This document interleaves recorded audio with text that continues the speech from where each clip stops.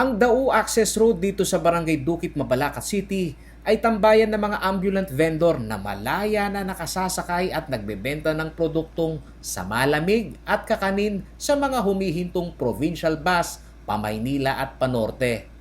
Yon ay noon dito sa Mabalacat City Bus Passenger Terminal Complex. Kumpara ngayon, ayon kay Mang Ricardo Rason, ang kanilang nagiging bentahan ay tsambahan na lamang sa mga pribadong sasakyan.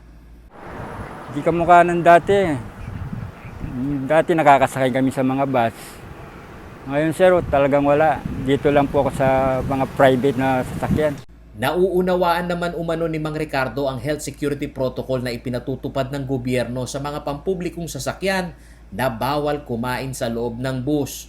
Ngunit ang batas umanong ito ay hindi mangangahulugan, nahihinto na siya sa kanyang nakasanayang hanap buhay. Hindi naman po ako nasisirain ng loob kahit paano sir. Kahit maghapon, kaka 200, gano'n.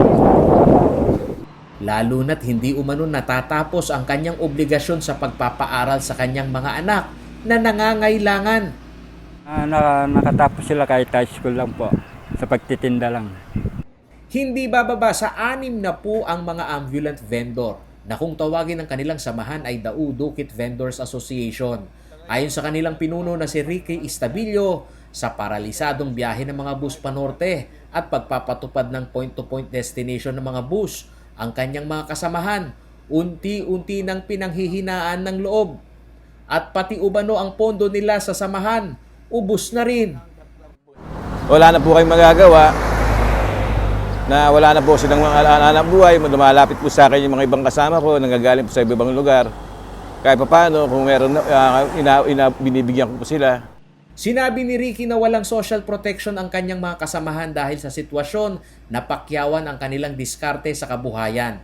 Sa pagpasok umano ng mahigpit na quarantine protocol sa Pampanga, iilan lamang sa kanila ang tumanggap ng SAP mula sa DSWD. Ang nagkaroon ng ayuda bukod pa dito sa relief goods na ibinigay naman ng lokal na pamahalaan. 14.3 million ang estimated population ng mga informal workers na apektado ng mahigpit na quarantine protocol ayon sa report ng International Labor Organization sa bansa. Ang mga ito ay walang social protection gaya ng SSS. Sila rin ang nakikitang non-essential workers sa mga industriyang nasa kategoryang high-risk vulnerable. Nakabilang na dito ay ang mga nakadepende sa pag-usad ng transportasyon. Paulo G. Santos, CLTV News.